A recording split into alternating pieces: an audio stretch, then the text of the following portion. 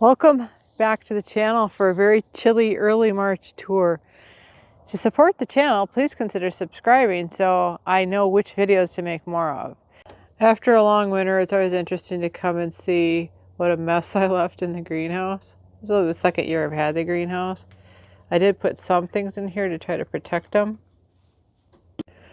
So I've got some storage below where I've got my containers ready that I'll start seeding up pretty soon.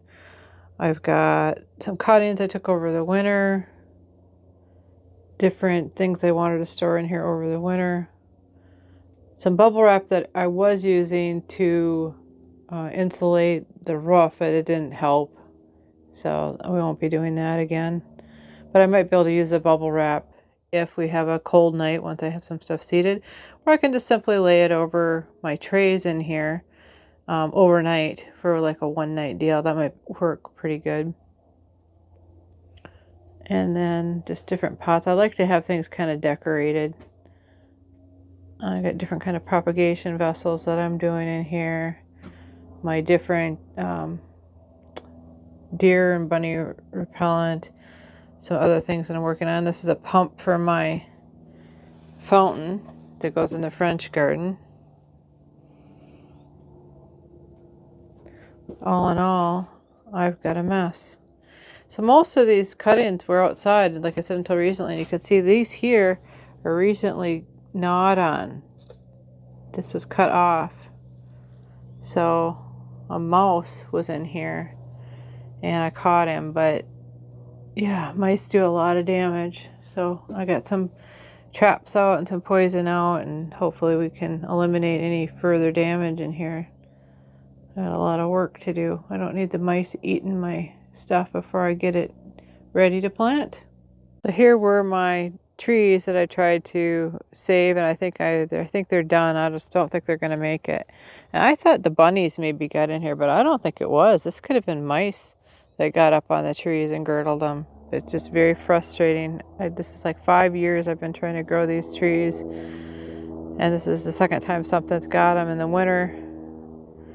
Oh, I can see a hole in my little net over there. There's a hole over there, right there. Maybe the rabbits chewed through that. But yeah, the rabbits have been just terrible. Oh, as I continue to look, I see rabbit droppings. So yeah, we were able to trap. We trapped like six rabbits, and hopefully it helped. I did see one on security camera last night, so we have to get some more traps out. This bird cage garden is just really beautiful from the house. I'll put a little video out so you can see what I see when I'm looking out my windows. It's just really quite gorgeous. And when I get these other borders in, it's going to be amazing. And I am going to do some different things. And I'll put a different video out on that. I had been in the past, as you can see if I look at some of these other borders, putting solid lines of the same tree in for a border, or windbreak, whatever you want to call it, privacy. And I've decided that because I've created a monoculture, that creates a problem. So we're probably going to come in planting only one variety tree creates a monoculture, which is a problem if you have any diseases that go through. Right now we have a couple of trees that are having some pretty nasty diseases. And an example of that would be if you had an elm tree, it would be Dutch elm disease, or as of recent, the ash borer has destroyed the ash trees in the area here, I think, and all over the U.S. And so what you want to do is mix up your varieties so you don't have that monoculture, so it doesn't devastate your whole hedge. But that's a different video. So I started putting some markers out late last winter before the ground fully froze, kind of show the layout of where I want this back border to be. I want it to be big enough to get the lawnmower through, and I think I'm going to move it maybe 3 feet more in that direction just to give me a little bit more room. I really want to come out and put a nice edge on this. I want to dig this out a couple of feet. This is my grapevines, and they're atrocious because I didn't know what I was doing. That'll be a separate video. What not to do when raising grapes. But either way, they do create beautiful foliage, and we have harvested grapes off the vines before. I have 2 varieties. Here I have my privet hedge line, which is going to be at max height, I think, this year. Here was the mistake I made on this one. I should have put these 3 feet apart. Instead, I did it 5 feet apart. The good news is these are extremely easy to propagate, so I will be doing that this year and getting some cuttings hopefully by fall. So I could put another shrub in between it and come up. It'll take like 3 years for it to catch up. I plan on pruning these up to be a proper English hedge. And it's been quite a journey. I'll try to put some video in here so you can see kind of where I started and what it looks like now. But it's really quite beautiful. If you haven't subscribed to my channel, now is a great time to do that.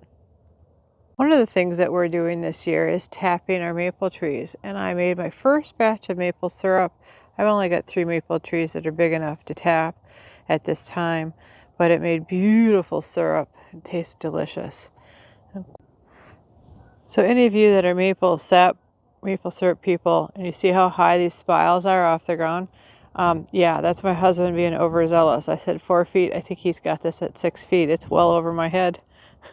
So anyway, next year we'll make sure we go a little bit lower. I'd prefer that they're 3 feet off the ground.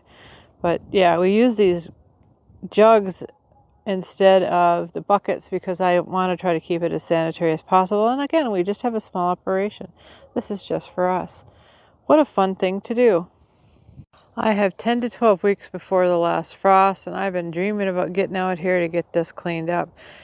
It's March here, and usually we could have snowstorms. We're going to have a snowstorm in about 2 days, and it's going to drop 8 inches of snow. But I still dream about getting this cleaned up. So next week, I may get a 50 or 60 degree day, and I'm going to come out, hopefully, and try to start working on cleaning this mess up. So yeah, you can see this got way out of control. I did not get a chance to work out here last year because I was busy helping my brother-in-law. And I did complete some videos on the projects I did up north, so check those out.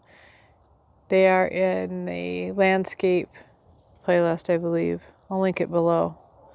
But yeah, I've got a lot of work. It's going to be quite a difference. I'm going to tear all these things out of here and redo it. It's just pretty atrocious. There's probably bunnies all over the place in here.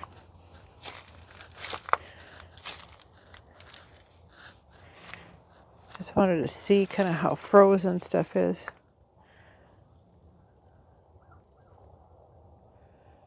Yeah, it is really bad. How embarrassing. Sometimes life takes over, but that's okay. It'll be a great video to show the before and after. Here is my view from inside of the courtyard garden where the pavilion is, looking out over the birdcage garden. And it's just really a nice view. I really need to do some work in this garden too. This is my Dutch garden. I call it the Dutch garden because I got a lot of spring bulbs in here. It's just profuse. And then it changes from the spring Dutch garden into a English cottage style garden. It's got lots of great delphiniums and it's just quite beautiful. These are my driveway gardens. I have a couple of them. Driveway beds. This one here we tore out last year, all except for the Annabelle, all except for the hydrangea and the goat's beard. And I left the goat beard there.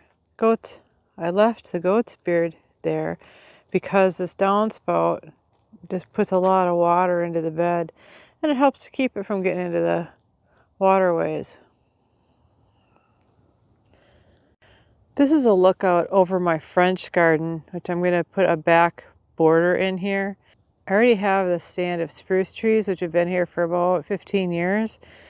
And I just really need to spruce this up a little bit. I just installed these emerald green arborvitaes last fall, and I actually did not have deer get after them. I had bunny rabbits get after them. The only deer problem I had was one here where in the fall they came into rut and came through and actually rubbed to the point of breaking it off. So that's how that happened. It wasn't because they ate it. And I put some fresh repels all down on the ground. I'm going to get some newer things as well. I like using different things to try to repel them. Repels all will work pretty good. But I didn't get it out here quite early enough. We just literally got done with all this snow. And we're going to get some more snow again. Again, I've got 12 weeks, 10 to 12 weeks before winter is officially over as far as the possibility of snow and freeze. In my zone, I'm in zone 4 up by Minneapolis.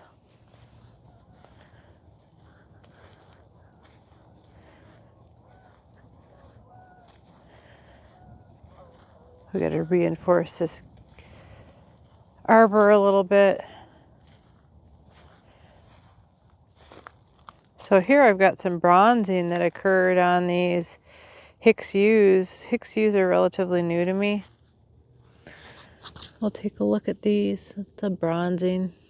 We'll see how it goes. It grows pretty good for me. I haven't had a lot of problems. And here you can see where the bunnies got after these arborvitaes. They just nibbled and nibbled and nibbled. Some of them they cut to the ground in a different area of my yard, but yeah, it's a rabbit deal. Yeah, when I come through this arbor, I just really want to have something really beautiful to look at. I am probably going to widen this border to put some stuff on this side of it.